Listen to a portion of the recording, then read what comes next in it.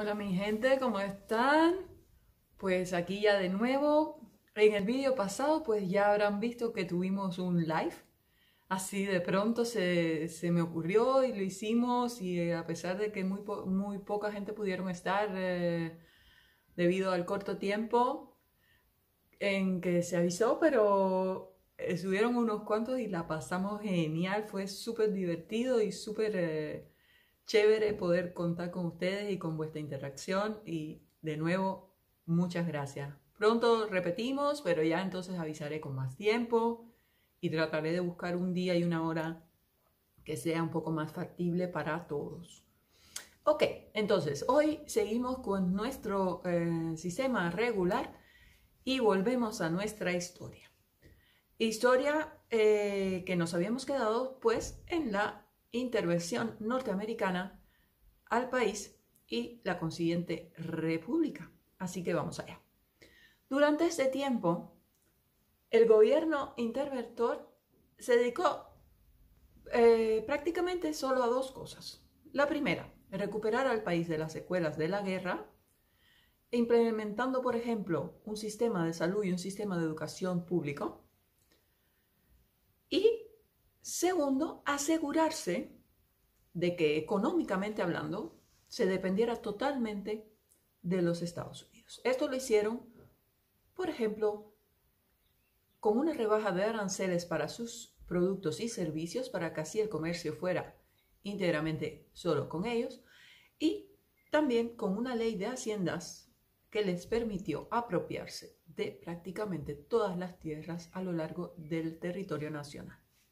Mediante la Ley Militar 301, el 25 de julio de 1900, se llama a elecciones a delegados para la Asamblea Constituyente. Ok, interesante aquí fue que solamente podían participar o votar las personas que sabían leer y escribir y que además contaran con 250 pesos en propiedades. 250 pesos en aquella época era pues muchísimo dinero. Eso quiere decir que solamente la gente pudiente y que por tanto estaban a favor de Estados Unidos podían participar. Se redactó y se aprobó la Constitución del 1901. Entonces, en esencia, el régimen que se estableció fue un régimen republicano, representativo, que legislativamente hablando se constituía de un Senado y una Cámara de Representantes con un poder un poder judicial con una relativa independencia. Como parte de esta constitución, pues la Asamblea debía proveer y acordar con el gobierno de los Estados Unidos todo lo que tuviera que ver con las relaciones entre ambos países. Entonces, el gobierno de los Estados Unidos aprobó la llamada enmienda Platt, que les otorgaba total derecho a intervenir al país e intervenir en los asuntos internos siempre y cuando lo entendieran conveniente. A pesar de la oposición que creó y que generó dicha enmienda, había que escoger o una república con enmienda o seguíamos con la ocupación. Y entonces el pueblo escogió por la república con enmienda y así nace la República de Cuba el 20 de mayo de 1902, con Tomás Estrada Palma como su primer presidente. Este primer gobierno tenía la tarea de formalizar los vínculos de dependencia con los Estados Unidos. Y esa fue la tarea fundamental de Estrada Palma. Al lograr su reelección, pues la oposición se relevó, se sublevó y hubo una nueva intervención estadounidense. Luego decidieron crear el Ejército Permanente Cubano para no tener que ocupar la isla cada vez que hubiera algún problema, alguna guerra, alguna sublevación. En las 2 primeras décadas creció rápidamente la economía, rápidamente, aunque extremadamente unilateral, puesto que se basaba simplemente en el azúcar y en el comercio con los Estados Unidos. Eso quiere decir que en el momento en que en los años 20 hubo la crisis y baja el precio del azúcar, muchas instituciones financieras cubanas fueron a bancarrota. En esos años, entonces también el movimiento obrero cogió mucho auge. Tuvieron su primer congreso y fundaron su primera federación. Lo mismo ocurrió con el movimiento estudiantil y el movimiento intelectual, dando comienzo así a nuevas luchas políticas en el país. Y por tanto, el surgimiento de nuevos líderes. Líderes como Alfredo López, Julio Antonio Mella y Rubén Martínez Villena, entre otros. Bajo la dictadura de Machado, quien estuvo al poder desde el año 25 y que además cambió la constitución para poder quedarse 6 años más en el poder de lo estipulado, no solo creció la economía, sino también creció el descontento social que iba apareado con una brutal represión. Asesinaron, por ejemplo, a casi todos los líderes de aquel tiempo, como fueron el líder obrero López y el líder estudiantil Mella y otros muchos. Pero esto no logró parar al movimiento revolucionario, que con acciones como la huelga general del 20 de marzo de 1930 y la tangana estudiantil que duró desde septiembre del 32 hasta agosto del 33, lograron la huida del país de Machado el 12 de agosto de 1933. Por desgracia, Estados Unidos logró evitar el triunfo popular e impuso como presidente a Carlos Manuel de Céspedes, hijo, pero le duró poco la presidencia, pues a los 2 meses, con un golpe de Estado, llegaba al poder Fulgencio Batista.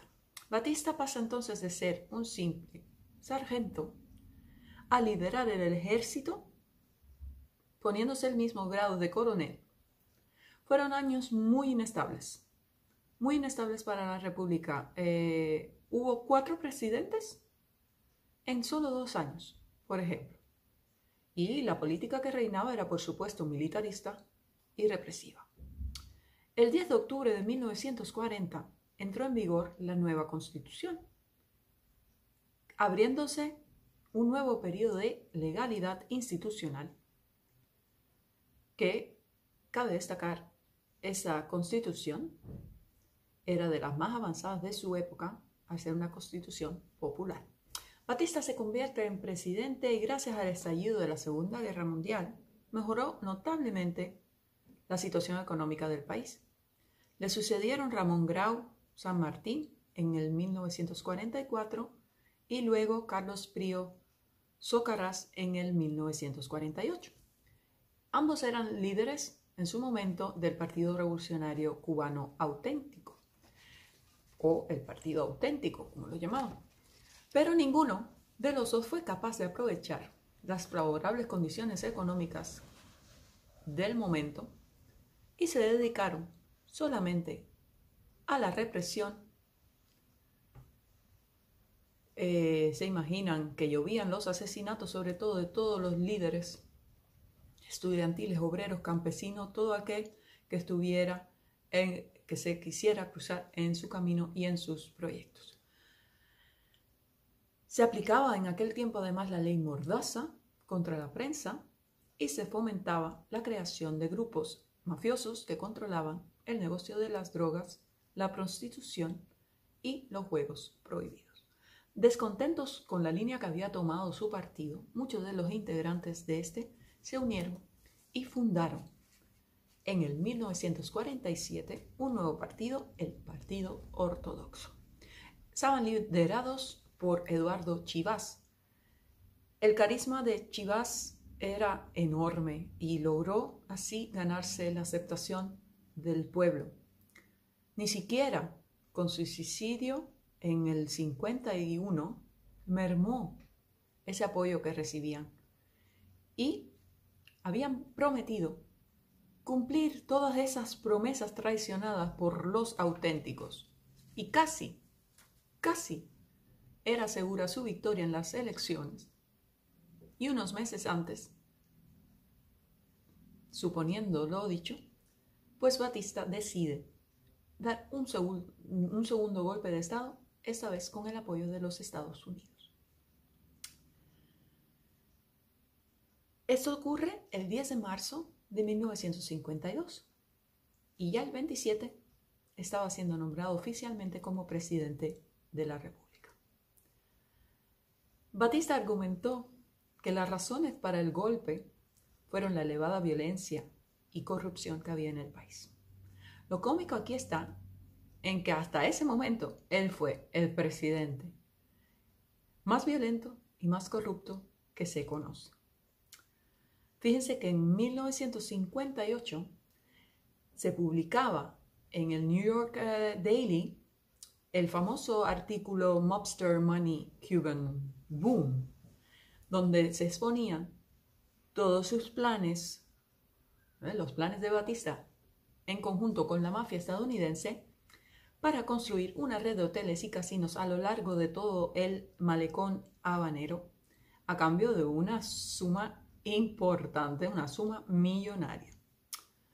Batista además abrió nuevamente la inversión americana a la minería en Moa, que estaba cerrada o regulada al menos, dejando así al país sin percibir los 400 millones de dólares que esto constituía al año.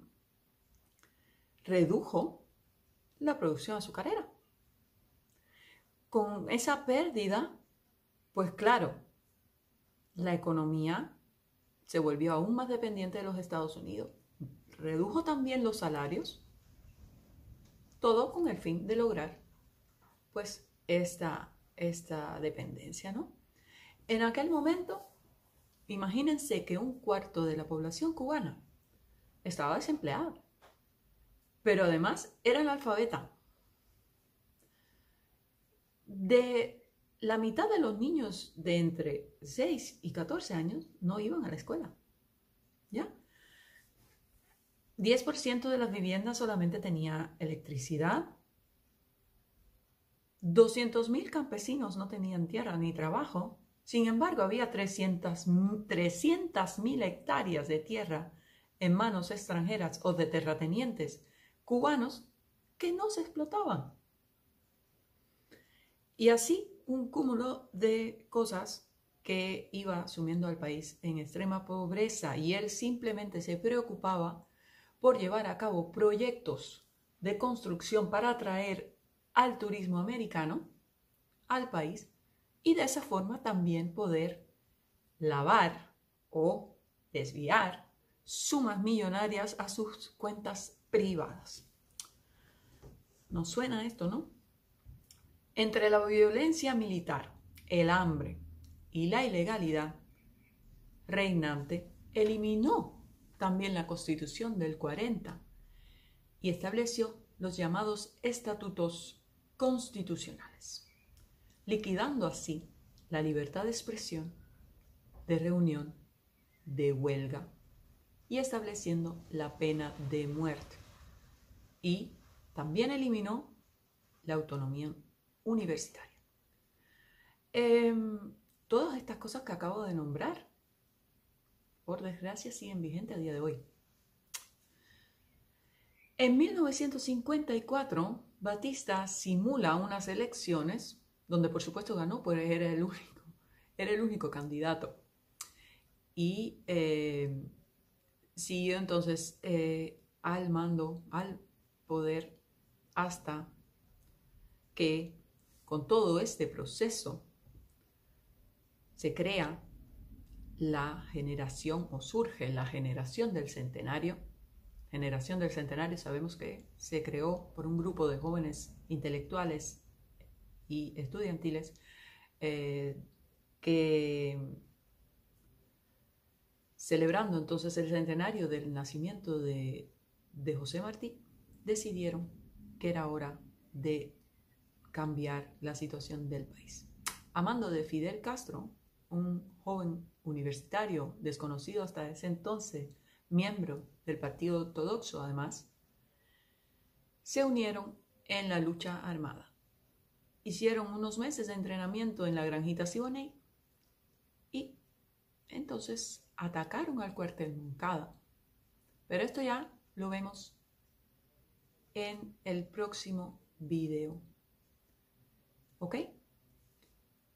Así que ya saben, mi gente, a suscribirse si aún no lo han hecho, a dar likes, a poner el vídeo cuantas veces puedan y quieran, pues necesito subir los views. Y mientras, nos vemos por Facebook. Cuídense mucho, por favor, los quiero y nos vemos el jueves. Chao.